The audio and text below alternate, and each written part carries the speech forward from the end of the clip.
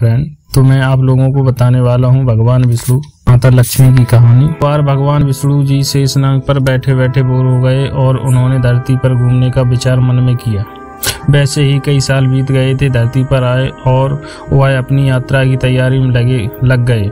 स्वामी को तैयार होता देख माँ लक्ष्मी ने पूछा, आज सुबह सुबह कहाँ जाने की तैयारी हो रही है? विष्णु जी ने कहा, हे लक्ष्मी, मैं धरती लोक पर घूमने जा रहा हूँ। तो कुछ सोचकर माँ लक्ष्मी ने कहा, हे देव, क्या मैं भी आपके साथ चल सकती हूँ? भगवान विष्णु ने 2 पल सोचा, फिर कहा, एक शर्त पर तुम मेरे साथ चल सकती हो। तुम धरती पर पहुंचकर उत्तर दिशा की ओर बिल्कुल मत देखना। इसके साथ ही माता लक्ष्मी ने कहा, हाँ, कह दिया है अपनी मनमाली। और सुबह सुबह माँ लक्ष्मी और भगवान विष्णु धरती पर पहुंच गए। अभी सूर्य देवता निकल रहे थे। बरसात होकर हटी थी। चारों ओर हरियाली ही हरियाली थी। उस समय चारों ओर शांति थी और धरती बहुत ही सुंदर दिख रही थी। और माँ लक्ष्मी मंत्रमुग्ध होकर धरती को देख रही थी और भूल गई कि पति को क्या वचन देकर आई हैं। और चारों ओर देखती हुई कब उत्तर दिशा की ओर देखने लगी, पता ही नहीं चला। उत्तर दिशा में माँ लक्ष्मी को एक बहुत ही सुंदर बगीचा नजर आया और उस तरफ से भीनी भीनी खुशबू आ रही थी और बहुत ही सुंदर सुंदर फूल खिले थे।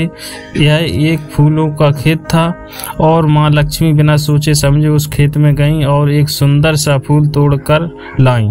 लेकिन यह क्या, जब माँ लक्ष्मी भगवान विष्णु के पास वापस आईं तो भगवान विष्णु आंखों में आंसू थे।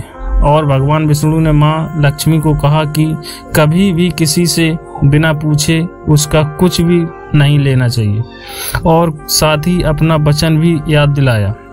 माँ लक्ष्मी को अपनी भूल का पता चला तो उन्होंने भगवान विष्णु से इस भूल की माफ़ी मांगी। तो भगवान विष्णु ने कहा कि जो तुमने जो किया है, भूल की है, उसकी सज़ा तो तुम्हें ज़रूर मिलेगी। जिस माली के खेत से तुम नए बिना पूछे फूल तोड़ा है, यह एक प्रकार की चोरी है।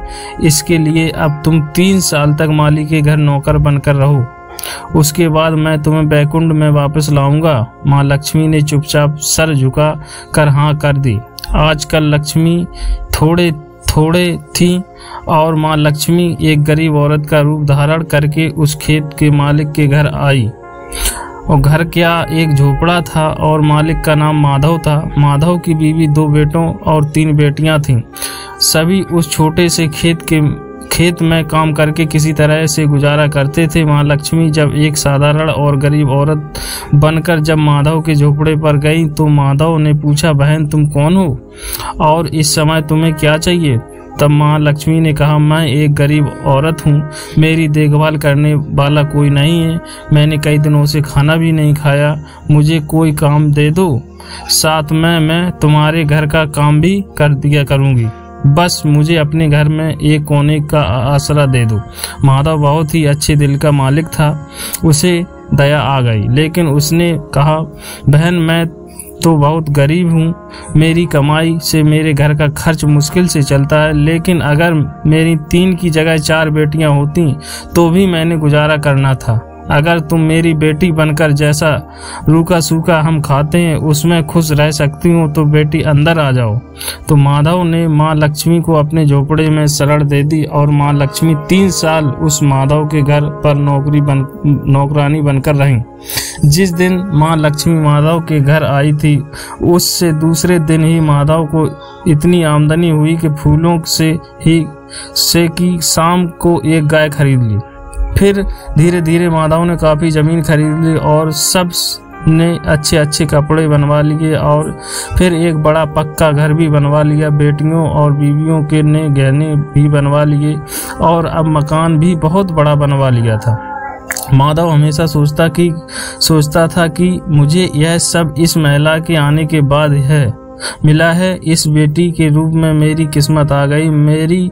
और अब 2-5 साल बीत गए, लेकिन माँ लक्ष्मी अब भी घर में और खेत में काम करती थी। एक दिन माधव जब अपने खेतों से काम करके खत्म करके घर आया तो उसने अपने घर के सामने द्वार पर एक देवी के स्वरूप गहनों से लदी एक औरत को देखा। ध्यान से देखकर पहचान गया, अरे यह तो मेरी मोह बोली बेटी चौथी बेटी है, यानी वही औरत है, और पहचान गया कि यह तो महालक्ष्मी है। अब तक माधव का पूरा परिवार बाहर आ गया था और सब हैरान होकर महालक्ष्मी को देखकर रह गए थे।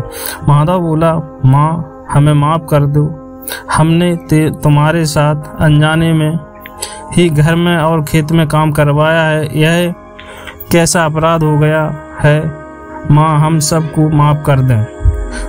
अब महालक्ष्मी मुस्कुराई और बोली, माधव तुम बहुत अच्छे हो और दयालु व्यक्ति हो, तुमने मुझे अपनी बेटी की तरह रखा, अपने परिवार के सदस्य की तरह से। इसके बदले मैं तुम्हें वरदान देती हूँ कि तुम्हारे पास कभी भी खुशियों की और धन की कमी नहीं रहेगी, तुम्हें सारे सुख मिलेंगे जिसके तुम हकदार हो।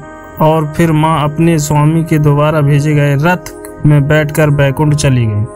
तो थैंक यू फ्रेंड, मोटिवेशनल कहानी ये अच्छी लगी हो तो लाइक कमेंट जरूर करें और हमारे चैनल पर नए हो तो सब्सक्राइब करें। Thank you.